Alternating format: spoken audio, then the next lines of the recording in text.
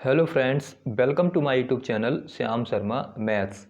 हमारा NCERT book का chapter number 7 integration चल रहा है, जिसमें हम प्रतिस्थापन विधि पर आधारित एक्सरसाइज 7.2 सॉल्व कर रहे थे, जिसके क्वेश्चन नंबर 18 तक हमने सॉल्व कर लिए थे। फ्रेंड्स, यदि क्वेश्चन नंबर 18 तक किसी क्वेश्चन में आपको कोई डाउट है तो आप मेरे कॉन्टैक्ट नंबर 9897612604 पर कॉन्टैक्ट कर सकते हैं। आपका जो भी डाउट होगा मैं उसे क्लियर करने का प्रयास करूँगा। साथ ही साथ फ्रेंड्स, यदि आपने अभी तक मेरा चैनल सब्सक्राइब नहीं किया है तो चैनल को सब्सक्राइब जरूर कर लें। साथ ही साथ बेल आइकन को भी प्रेस करें, जिससे कि जो भी मैं नया वीडियो अपलोड करूं उसका नोटिफिकेशन आपको मिलता रहे। आज हम क्वेश्चन नंबर 19 से स्टार्ट करेंगे। क्वेश्चन नंबर 19 दे रखा है e⁻² minus k1 e⁻²s plus k1 dx। इस क्वेश्चन को हमें सॉल्व करना है। काफ़ी अच्छा क्वेश्चन है, इम्पोर्टेंट क्वेश्चन है। इसको सॉल्व करने के लिए हमें इसमें एक ट्रिक अपनानी पड़ेगी। इस क्वेश्चन को जो e⁻²s लिखा हुआ है इसको लिख सकते हैं e⁻x इंटू में e⁻x माइनस k1। इसी तरह से इसको भी लिख सकते हैं e⁻x इंटू e⁻x। आपने प्रॉपर्टी पढ़ी होगी कि जब आधार सेम होते हैं तो पावर्स ऐड हो जाती हैं। उसी प्रॉपर्टी पर हमने इसको e⁻²s को दो पार्ट में चेंज कर लिया। अगर हम इसको ऐड करेंगे तो हमारा e⁻²x ही आ जाएगा। अब इसके बाद हमें क्या करना है, यहाँ से हम e⁻x को कॉमन लेना है। जब e⁻x को जब हम कॉमन लेंगे तो e⁻x यहाँ से कॉमन आ गया और यहाँ एक e⁻x बचेगा, लेकिन यहाँ पर e⁻x है नहीं। तो जब क्या होगा, जब e⁻x नहीं है तो यहाँ से इसका मतलब क्या है, यहाँ पर अपॉन में लिख लेंगे। हम जब कॉमन लेते हैं, जो संख्या हम कॉमन ले रहे हैं वो कॉमन है नहीं, तो क्या होता है उसे डिवाइड में पहुँच जाती है। इसी तरह से यहाँ से हम e⁻x कॉमन लेंगे। जब यहाँ से e⁻x कॉमन लेंगे तो यहाँ से बचेगा एक e⁻x और प्लस के 1/1 बचेगा e⁻x, ये हमारा बचेगा और dx का dx आ जाएगा। जब हम यहाँ से कॉमन लेंगे 1 में से, जब 1 e⁻x नहीं है इसमें तो अपॉन में e⁻x पहुँच जाएगा। हम इस 1 को ऐसे भी ले सकते हैं 1 इंटू e⁻x अपॉन में e⁻x, कोई फ़र्क नहीं पड़ेगा। जो e⁻x ऊपर था वो हमने कॉमन ले लिया, अपॉन में क्या बच गया 1/e⁻x, वो हमने लिख लिया है।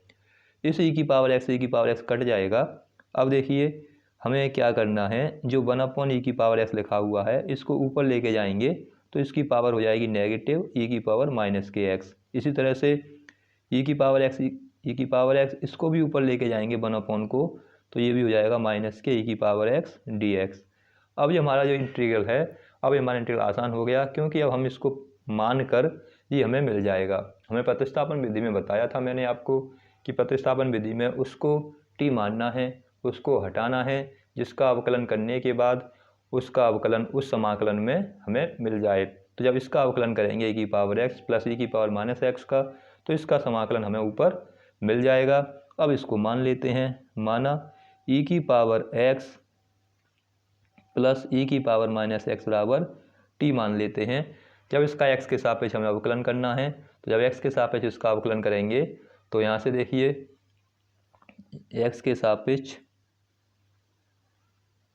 अवकलन करने पर तो e⁻x का तो e⁻x रहेगा और यहाँ से e⁻−x का e⁻−x रहेगा, लेकिन हमें माइनस में लगा हुआ है इसलिए -x का अवकलन और करना पड़ेगा। तो -x का अवकलन कितना होगा, -1, और यहाँ आ जाएगा dt/dx।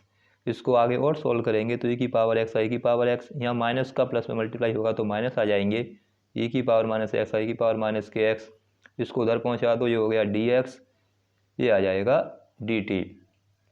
अब हमें पूरे की वैल्यू मिल गई e⁻x माइनस के e⁻−x dx का मान कितना मिल गया dt। यहाँ dt लगा देंगे, ये हमने माना है t तो यहाँ जाएगा t। अब इसका समाकलन कर लो, तो समाकलन करने पर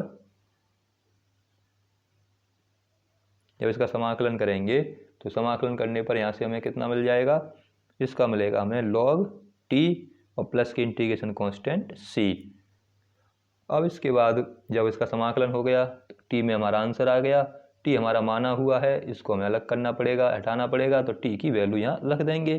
तो log का तो log, t की वैल्यू है e⁻x प्लस के e⁻−kx और प्लस के इंटीग्रेशन कांस्टेंट c। ये हमारा इसका क्वेश्चन नंबर 19 का आंसर हो जाएगा। आगे क्वेश्चन देखते हैं, क्वेश्चन नंबर 20। क्वेश्चन नंबर 20 क्या है? क्वेश्चन नंबर 20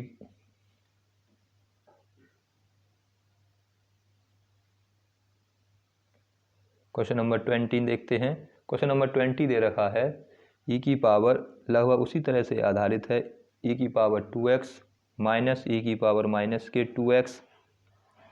क्वेश्चन नंबर 19 की तरह से ही है लगभग, e की पावर 2x और प्लस के e की पावर माइनस के 2x। इसमें अंतर क्या है? उसमें e की पावर x था, इसमें e की पावर 2x आ गया है, इतना अंतर है केवल, और बाकी अलावा लगभग उसी जैसा क्वेश्चन है, सेम क्वेश्चन है। तो इस क्वेश्चन को देखते हैं। तो इसमें हमें कुछ भी कॉमन लेने की या कुछ भी अलग से कुछ करने की ज़रूरत नहीं है, क्योंकि इसमें अगर हम जो हर में दे रखा है e की पावर 2x, e की पावर माइनस 2x, इसको अगर t मान लेंगे तो ऊपर जो लिखा हुआ है अंश में वो हमें स्वयं ही मिल जाएगा। तो इसमें ना कुछ कॉमन लेने की ज़रूरत है, ना कुछ इसमें। अब देखिए e की पावर 2x का अवकलन e की पावर 2x होता है, और e की पावर माइनस 2x का अवकलन होगा माइनस e की पावर 2x। तो अगर हम इस पूरे को माना e की पावर 2x प्लस के e की पावर माइनस 2x को अगर t मान लेंगे, जब इसका x के सापेक्ष अवकलन करेंगे तो अवकलन करने पर इसका अवकलन हमें अंश में मिल जाएगा। तो e की पावर 2x को t माना हमने, तो e की पावर 2x का e की पावर 2x होगा, लेकिन 2x का अवकलन और करना पड़ेगा। अगर अवकलन करना आप पर नहीं आ रहा है, आप ये बात नहीं समझ पा रहे हैं, तो मैंने आप सारे अवकलन की वीडियो मेरे YouTube चैनल पर डाल रखी हैं, आप उनको देख सकते हैं, आप क्वेश्चनों को समझ सकते हैं। तो अब 2 की पावर x का अवकलन करेंगे तो 2 की पावर e की पावर 2x का अवकलन किया तो e की पावर 2x आ गया। अब 2x का करेंगे तो 2x का हो जाएगा 2 × 1। इसी तरह से जब इसका अवकलन करेंगे e की पावर माइनस 2x का, तो ऐसे ही रहेगा। अब माइनस के 2x का करना पड़ेगा, तो माइनस के 2x का कितना होगा? माइनस के 2 × 1, और t का हो जाएगा dt/dx। आगे और सॉल्व करते हैं। आगे और सॉल्व करने पर देखिए ये हो जाएंगे 2 e की पावर 2x, इसका जब मल्टीप्लाई होगा इसमें माइनस के 2 e की पावर माइनस के 2x इक्वल में dt/dx आ जाएगा। इसके बाद हमें क्या करना है, 2 यहाँ से कॉमन ले लें और dx को उधर पहुँचा दें। तो यहाँ से जब 2 कॉमन लेंगे तो यहाँ तो हो जाएगा e की पावर 2x माइनस के e की पावर माइनस के 2x और dx इक्वल में dt। 2 को जब उधर लेके जाएंगे तो e की पावर 2x माइनस के e की पावर 2x इक्वल में dt/2, और जो dx लगा हुआ है वो dx का dx आ जाएगा। तो इस तरह से हमें e की पावर 2x माइनस e की पावर 2x dx की वैल्यू कितनी मिल गई? dt/2। यहाँ लगा दी अब इसकी वैल्यू, तो इसकी जगह तो आ जाएगा dt, 1 आ जाएगा बाहर, और e की पावर 2x प्लस e की पावर माइनस 2x की वैल्यू हमने क्या मानी है? t मानी है, इसकी वैल्यू लगा देंगे t। अब इसको आगे और सॉल्व करेंगे। तो आगे सॉल्व करने पर अब तो क्या करना है, केवल इसका समाकलन करना है। तो समाकलन करने पर जब समाकलन करेंगे तो 1/2 का तो 1/2, इसका हो जाएगा log t प्लस के इंटीग्रेशन कांस्टेंट c, प्लस के इंटीग्रेशन कांस्टेंट c हो जाएगा। अब इसके बाद वैल्यू पुट कर दीजिए, t माना हुआ है, माने हुए में आंसर आता नहीं है। log का तो log, मॉड में लिख लीजिए e की पावर 2x प्लस के e की पावर माइनस के 2x और प्लस के इंटीग्रेशन कांस्टेंट c। ये आपका आंसर हो जाएगा क्वेश्चन नंबर 20 का। चाहो तो आप 1/2 को उसके ऊपर ले जा सकते हैं लॉग में। जब लॉग में m की पावर n वाले फॉर्मूला यूज़ करके इसको ये भी लिख सकते हैं e की पावर 2x प्लस के e की पावर माइनस के 2x 1/2 प्लस के c, ऐसे भी इसको लिख सकते हैं। तो ये आपका क्वेश्चन नंबर 20 का आंसर हो गया। अगला क्वेश्चन देखते हैं, क्वेश्चन नंबर 21। क्वेश्चन नंबर 21 देखते हैं क्या है क्वेश्चन नंबर 21। देखिए क्वेश्चन नंबर 21 दे रखा है 10 स्क्वायर x, 10 स्क्वायर ब्रैकेट में 2x, यहाँ लिख लेते हैं 10 स्क्वायर ब्रैकेट में 2x माइनस के 3। इसका हमें इंटीग्रेशन करना है। तो 10 स्क्वायर का इंटीग्रेशन हमारे पास होता नहीं, 10 स्क्वायर का हमें ऐसा लेके आना है जिससे कि उसका इंटीग्रेशन हो जाए। 10 स्क्वायर को ऐसे चेंज करना है। तो पहले इसको मान लें, इसको हटा लें। तो हम जानते हैं कि 2x माइनस 3 का अवकलन करेंगे तो उसका कितना आएगा? 2 आ जाएगा। तो कांस्टेंट आ रहा है, उससे हमें कोई दिक्कत होती नहीं। तो यहाँ से जब इसको आगे सॉल्व करेंगे तो यहाँ से 2x का तो कितना हो जाएगा अवकलन करने पर, 2x का 2 हो गया, x का हो जाएगा 1, इसका 0 और t का हो गया dt अपॉन dx। इसका कितना हो जाएगा dt अपॉन dx। तो यहाँ से इसको इधर ले जाइए तो 2dx बराबर dt, हमें चाहिए dx का मान, तो dx का मान आ जाएगा 1 अपॉन dt, ये आ गया dx का मान। इसके बाद क्या करना है, इसके बाद देखिए हम वैल्यू पुट कर दें तो यहाँ से tan स्क्वायर का तो tan स्क्वायर रहेगा, इसकी जगह पर लगा देंगे t, और 2x माइनस के 3 जगह पर तो t आ गया। अब dx की वैल्यू रख देंगे 1/2 इंटू dt, ये आ जाएगी dx की वैल्यू। अब इसके बाद हमें tan स्क्वायर t का तो अवकलन होता नहीं, तो हम फॉर्मूला पता है हमें कि 1 प्लस के tan square theta equal to होता है sec स्क्वायर थीटा। तो अगर tan स्क्वायर थीटा का यहाँ से मान निकालेंगे तो sec स्क्वायर थीटा माइनस के 1 हो जाएगा। इसका फॉर्मूला हमें पता है, इसका इंटीग्रेशन हम कर सकते हैं। तो tan स्क्वायर टी की जगह पे क्या लिख सकते हैं, इस फॉर्मूले से यहाँ लिख सकते हैं tan स्क्वायर टी की जगह पर tan स्क्वायर टी 1/2 पहले बाहर लिख लो और dt का dt, अब लगा दो ये वाला फॉर्मूला। तो यहाँ लिख सकते हैं tan स्क्वायर टी की जगह पर sec स्क्वायर टी माइनस के 1। इसका हमें करना है अवकलन, जब इसका समाकलन करना है। तो इसका जब समाकलन करेंगे तो देखिए क्या आएगा, इसका समाकलन करने के बाद यहाँ लिख लेंगे इसको, ये हो जाएगा dt, तो 1/2 यहाँ आ जाएगा sec square T dt minus के dx। 1 को लिख लीजिए, 1 के साथ लिख लीजिए dx। अब जब इसको सॉल्व करेंगे तो यहाँ से 1/2 का तो 1/2 sec स्क्वायर टी का जब समाकलन करेंगे तो sec स्क्वायर टी का समाकलन कितना होगा, sec स्क्वायर टी का समाकलन हो जाएगा tan t, और इसका समाकलन हो जाएगा x प्लस के इंटीग्रेशन कांस्टेंट c। 1/2 का तो 1/2, और यहाँ से tan t को आगे वैल्यू लगा दो, tan की t की वैल्यू रख देंगे। तो t की वैल्यू हमारे पास कितनी है, t की वैल्यू है 2x माइनस के 3, ये लग जाएगी वैल्यू, माइनस के x प्लस के c। अब यहाँ से देखिए जो यहाँ से मैंने ये sec स्क्वायर टी dt चल रहा था, यहाँ मैंने dx कर दिया है। तो इसको हमने कैसे सॉल्व किया है, देखिए यहाँ से अगर इसको आगे और लिखें तो 1/2 यहाँ से sec स्क्वायर टी dt लिख सकते हैं, और माइनस के 1 है तो माइनस के 1 से हमें कोई मतलब नहीं है, तो कांस्टेंट है तो इसके साथ dx लगा लेने दीजिए, इसके साथ हम dx ही लगा लेने दे सकते हैं, इसमें कोई बात नहीं। तो यहाँ से dx आ जाएगा, तो अब dx x के सापेक्ष जब 1 का करेंगे तो x के सापेक्ष 1 का x हो जाएगा। तो इस तरह से आप इस क्वेश्चन को कर सकते हो। ये आपका क्वेश्चन नंबर 21 हो गया। अगर आप ऐसे ना करना चाहें तो सेकंड मेथड बताता हूँ आपको मैं, आप इसको ऐसे भी सॉल्व कर सकते हैं। आप जो tan स्क्वायर 2x प्लस के 3 हमें क्वेश्चन में दे रखा है dx, इसको पहले चेंज कर लीजिए। ये हम जानते हैं कि हमने पढ़ा है कि 1 प्लस के tan स्क्वायर थीटा बराबर sec स्क्वायर थीटा होता है, अभी फॉर्मूला पढ़ा था। तो इसकी जगह पे क्या रख सकते हैं, उसी फॉर्मूले से इसकी जगह पर हम लिख सकते हैं tan स्क्वायर जगह पे sec स्क्वायर 2x प्लस के 3 और माइनस के 1 लिख सकते हैं, और यहाँ आ जाएगा dx। मल्टीप्लाई कर लीजिए तो ये आएगा sec स्क्वायर 2x प्लस के 3 dx पहले, तो फिर हो जाएगा माइनस के dx 1 dx। तो जब यहाँ भी हमने जब वैल्यू पुट करेंगे तो पहले यहाँ पर इसको sec स्क्वायर लिखने के बाद तब वैल्यू लगाई है। अब देखिए यहाँ से क्या होगा, यहाँ से हो गया sec स्क्वायर, अलग अलग कर लें, इसको मान लें t, तो माना 2x प्लस के 3 बराबर t मान लेंगे, तो इसका हो जाएगा dx 1/2, जैसे उसमें पहुँचा था उधर पहुँच जाएगा, यहाँ लगा देंगे वैल्यू 1/2 आ जाएगा।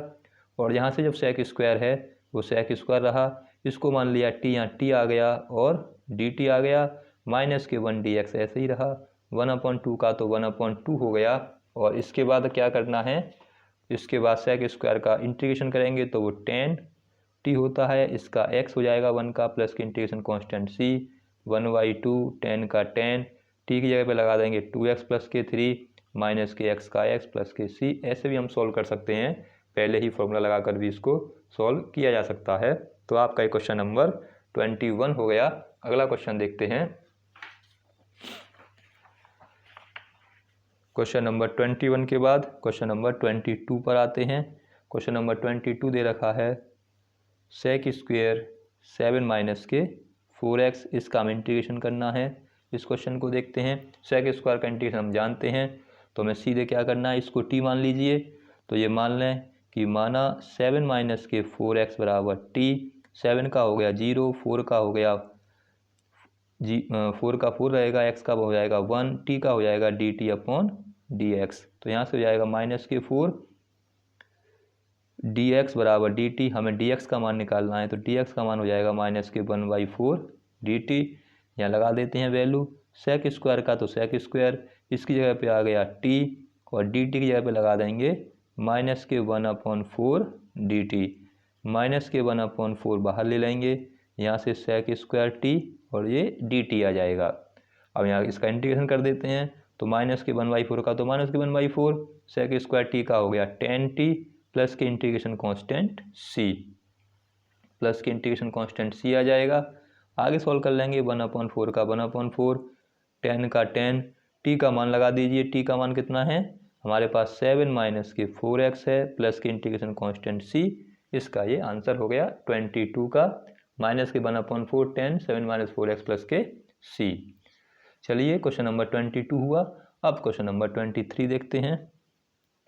क्वेश्चन नंबर 23 हमारे पास है साइन इनवर्स x अपॉन में अंडर रूट में 1 माइनस के x स्क्वायर, ये दे रखा है। इसका इंटीग्रेशन करना है। तो हमने फॉर्मूला पढ़ा था डिफरेंशियल में, अवकलन में, कि हम साइन इनवर्स का जब अवकलन करते थे तो साइन इनवर्स का अवकलन 1 माइनस के x स्क्वायर होता था। वही फॉर्मूला यहाँ पर हमें यूज़ करना है। यहाँ पर हमें क्या करना है, साइन इनवर्स का फॉर्मूला यूज़ करना है। तो हम इसे मान लें कि माना जो साइन इनवर्स x है उसको t, जब इसका x के सापेक्ष अवकलन करेंगे तो अवकलन करने पर क्या होगा, साइन इनवर्स का हो जाएगा 1/√में 1 माइनस के x स्क्वायर, x के साथ dx लगा दीजिए, t के साथ dt। ये हमारा अवकलन होगा जब इसका हम x के सापेक्ष अवकलन करेंगे। तो अब dx बटे 1 माइनस x स्क्वायर, इस पूरी जगह पर कितना आ जाएगा, इस पूरे की जगह पर रख देंगे dt। तो यहाँ तो आ गया साइन इनवर्स x की जगह पर तो t आ जाएगा, सॉरी dt आ जाएगा नहीं, और जो साइन इनवर्स x है तो t आ जाएगा, और dx अपॉन यह पे आ जाएगा कितना t। इसको लिख सकते हैं t dt। अब इसका हमें t के सापेक्ष समाकलन करना है। तो जब t के सापेक्ष इसका समाकलन करेंगे तो t इसकी पावर 1 है, तो यहाँ आ जाएगा 1 प्लस के 1, यहाँ आ जाएगा 1 प्लस के 1 प्लस के इंटीग्रेशन कांस्टेंट c। तो जब इसका हम समाकलन किया तो 1/2 बाहर लिख लो, ये हो जाएगा t की पावर 2 प्लस के c, वैल्यू लगा दो t की, तो 1/2। t की जगह पर वैल्यू कितनी लगा देंगे, साइन इनवर्स x है, तो t का मान आ जाएगा साइन इनवर्स x का होल स्क्वायर प्लस के c। इस तरह से हम इस क्वेश्चन को भी सॉल्व कर सकते हैं। तो ये आपका क्वेश्चन नंबर 23 हो गया, साइन इनवर्स x का होल स्क्वायर प्लस के c/2। तो ये अब क्वेश्चन नंबर 23 हो गया। केवल आपको साइन इनवर्स x को t मानना था। इसको t मानने पर जो ये लिखा हुआ है वो पूरा हमें यहाँ मिल जाएगा। तो क्वेश्चन नंबर 23 के बाद क्वेश्चन नंबर 24 पर आते हैं। क्वेश्चन नंबर 24 दे रखा है 2 cos x माइनस के 3 साइन x अपॉन में दे रखा है 6 cos x अपॉन में दे रखा है 6 cos x प्लस के 4 साइन x। ये हमें दे रखा है इंटीग्रेशन का साइन, ये हो जाएगा dx। अब देखिए 6 cos प्लस 4 cos x है, तो यहाँ से कॉमन आ सकता है। तो जब भी क्वेश्चन सॉल्व करें, अगर कोई डिजिट कॉमन आ रही है तो पहले उसे कॉमन ले लेते हैं, उसके बाद क्वेश्चन को सॉल्व करते हैं। तो ये तो सेम आ जाएगा ऊपर जो अंश में लिखा हुआ है। यहाँ से इसमें हमें कॉमन लेना है, तो जब कॉमन लेंगे तो यहाँ से कितना कॉमन आ जाएगा, 2 कॉमन ले सकते हैं। जब 2 कॉमन लेंगे तो यहाँ बचेगा 3 cos x और यहाँ बचेगा 2 sin x। अब हमें प्रतिस्थापन विधि का यूज़ करना है।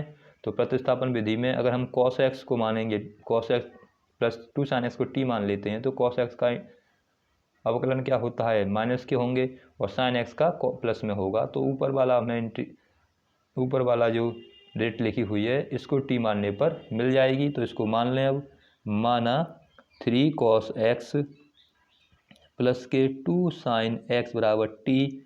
तो 3 cos का तो 3 रहा, cos का हो गया sin x। cos का होता है माइनस में, इसलिए माइनस आ जाएगा।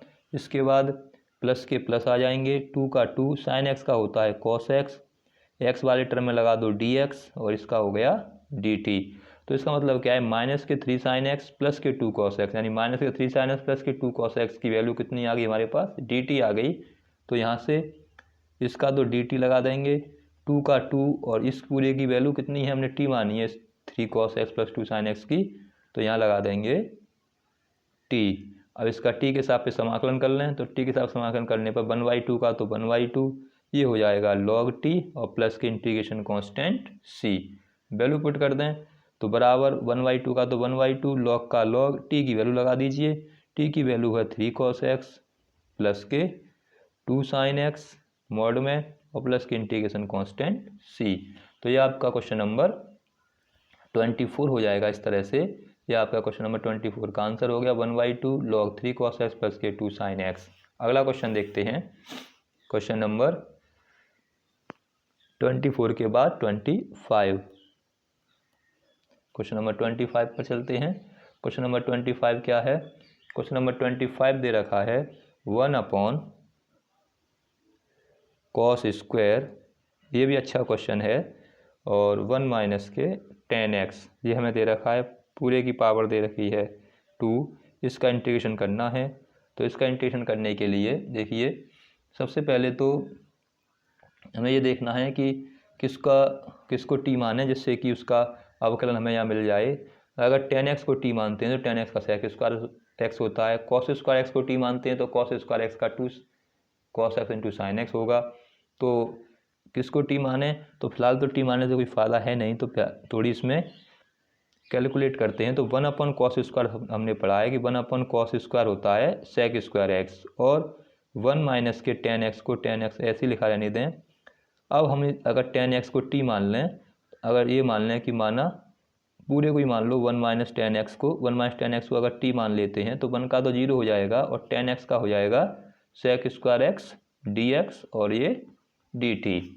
अब यहाँ से माइनस को उधर पहुँचा दो, sec स्क्वायर x dx बराबर हो जाएगा माइनस के dt, यानी sec स्क्वायर x dx की वैल्यू कितनी आ गई, माइनस के dt, यहाँ लगा देंगे। अब तो यहाँ तो माइनस के dt हो गया और अपॉन में कितना आ जाएगा, 1 माइनस के tan x t है, तो यहाँ t आ जाएगा, इसकी पावर में आ जाएंगे 2। अब इसका हमें इंटीग्रेशन करना है, इसको हमें सॉल्व करना है। तो इसको सॉल्व करने के लिए देखिए यहाँ से क्या होगा, माइनस तो बाहर लिख लीजिए और पहले हमें क्या करना पड़ेगा, t को ऊपर लेके जाना पड़ेगा, तो माइनस के हो जाएंगे 2 और dt। अब इसका समाकलन करते हैं, तो माइनस का तो माइनस, t का हो जाएगा माइनस के 2 प्लस के 1, ये फॉर्मूला लगा देंगे, माइनस के 2 प्लस के 1 प्लस के इंटीग्रेशन कांस्टेंट, हमने x की पावर n वाला फॉर्मूला पढ़ रखा है, उस फॉर्मूले का यहाँ पर यूज़ करेंगे।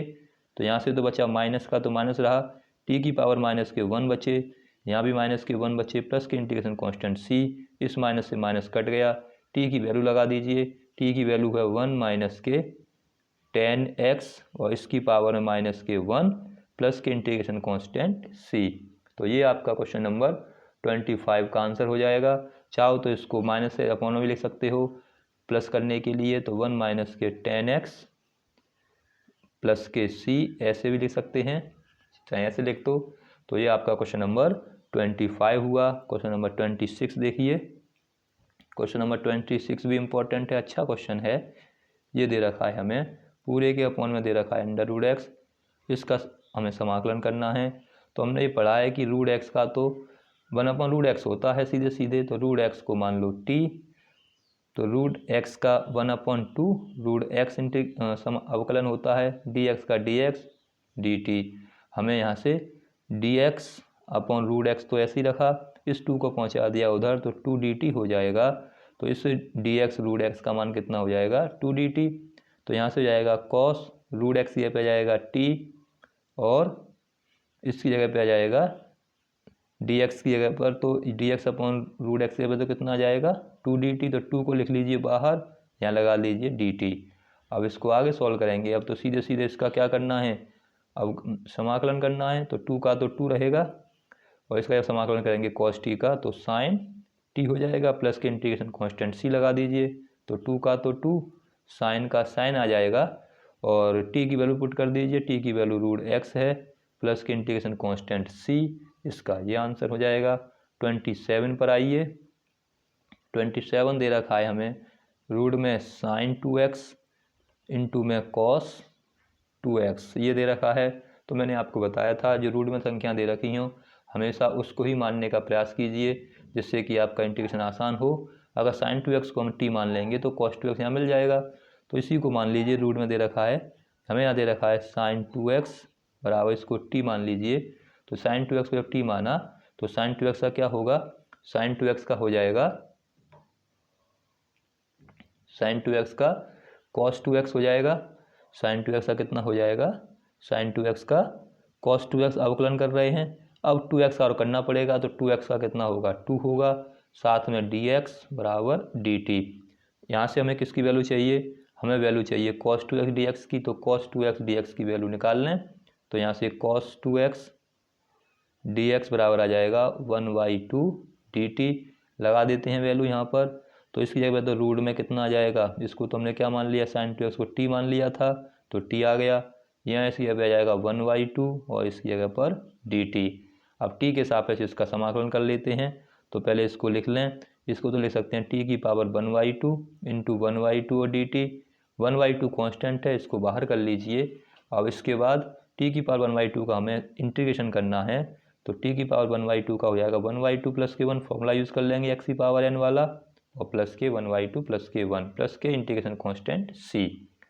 अब वैल्यू, अब इसको कैलकुलेट कर लीजिए, तो यहाँ से देखिए 2 1 जा 2 और 1 3 हो गए, t की पावर 3/2, ऐसे यहाँ जाएगा 3/2 प्लस के इंटीग्रेशन कांस्टेंट c, 1/2 का तो 1/2, 3/2 है, ऊपर लेके जाएंगे तो 3/2 का कितना हो जाएगा 2/3 हो जाएगा, और t की वैल्यू कितनी है sin 2x है, यहाँ लगा देंगे t की वैल्यू sin 2x, इसकी वैल्यू कितनी है 3/2 प्लस के c, 2 से 2 कैंसिल हो गया, तो कितना बचा यहाँ से 1/3 बचा है, sin 2x बचे हैं, इसकी पावर में 3/2 आया है और प्लस के c इंटी, ये होगा आपका क्वेश्चन नंबर 27 का इंटीग्रेशन हो गया। तो इस तरह से क्वेश्चनों को आपको सॉल्व करना है, ध्यानपूर्वक कैलकुलेशन करनी है, सोचना है कि किसको टी माने, जिससे कि उसका समाकलन, उसका अवकलन हम समाकलन में मिल जाए।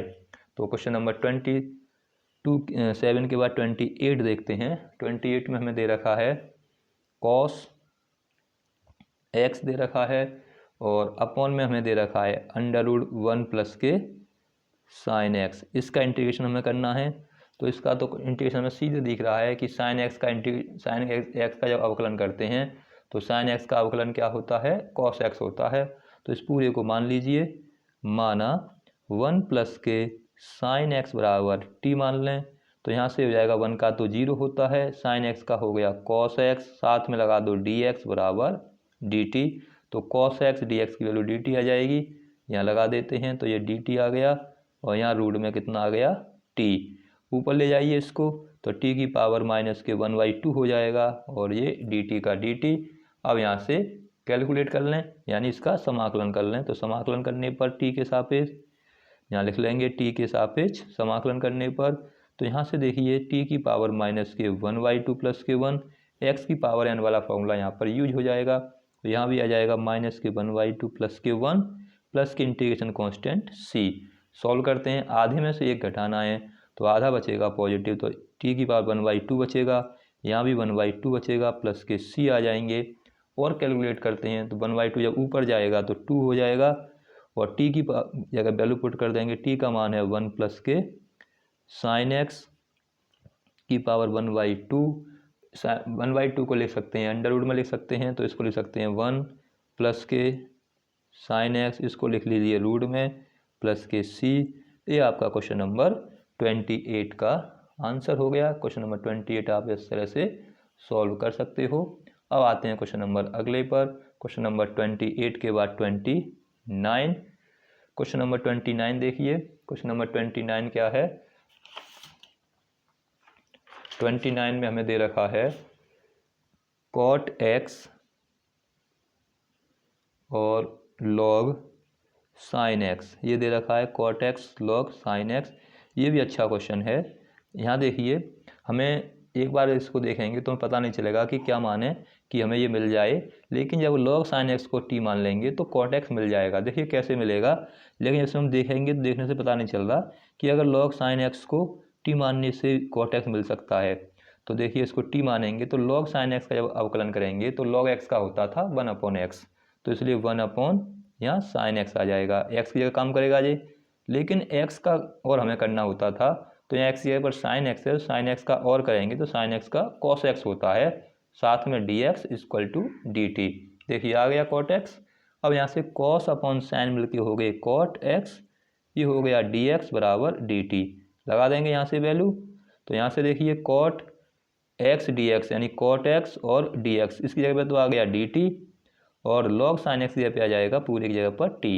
समाकलन कर लेते हैं, तो जब समाकलन करने पर तो t के साथ जब समाकलन करेंगे तो t2/2 आ जाएगा प्लस के इंटीग्रेशन कांस्टेंट c। वैल्यू लगा देते हैं t की वैल्यू है log sin x, इसके साथ इसके ऊपर स्क्वायर लगा देंगे, और स्क्वायर लगाने पर ये हो जाएगा और प्लस के इंटीग्रेशन कांस्टेंट c। अपॉन में 2 चल रहा है, 1/2 का 1/2 रहेगा, तो हमारा हो गया 1/2 log sin x का होल स्क्वायर प्लस के c। तो ये आपका क्वेश्चन नंबर 29 का आंसर हो गया। क्वेश्चन आसान था लेकिन ट्रिकी था, इसमें ट्रिक थी, हमें याद रखना, ये हमें समझना पड़ेगा कि log sin x का जब हम अवकलन करेंगे तो उसका cot x आएगा। ये आपका क्वेश्चन नंबर 29 हो गया। क्वेश्चन नंबर अगला देखते हैं 30। क्वेश्चन नंबर 30 देखिए। 30 में हमें क्या दे रखा है? हमें दे रखा है sin x 1 प्लस के cos x। ये भी अच्छा क्वेश्चन है, लेकिन इसमें तो हम सीधे ही हमें दिख रहा है कि cos x का sin x होता है, तो पूरे को इसे मान सकते हो। मान लिया कि 1 प्लस के cos x बराबर t, तो cos x का हो जाएगा sin x, 1 का तो 0 होगा और x के साथ आ जाएगा dx और dt। cos x का कितना हो जाएगा? sin x हो जाएगा। cos x का तो sin x हो गया, 1 का 0 होगा, उसको लिखने की जरूरत है नहीं, तो यहाँ से जाएगा माइनस, हटा के उधर पहुँचा दो, sin x dx बराबर माइनस के dt। यहाँ लग दीजिए वैल्यू, तो यहाँ से sin x dx की वैल्यू dt है, तो यहाँ जाएगा माइनस के dt। इसको मान लिया है हमने t। अब t के सापेक्ष इसका समाकलन कर देंगे, तो t के सापेक्ष जब इसका समाकलन करेंगे तो समाकलन करने पर यहाँ से कितना हो जाएगा? इसका हो जाएगा log t, और माइनस है इसलिए माइनस लगेगा, और प्लस की integration constant c। Value put कर दीजिए t की, तो माइनस का तो माइनस, log का log, t की वैल्यू है हमारे पास 1 प्लस के cos x प्लस के इंटीग्रेशन कांस्टेंट c। log से पहले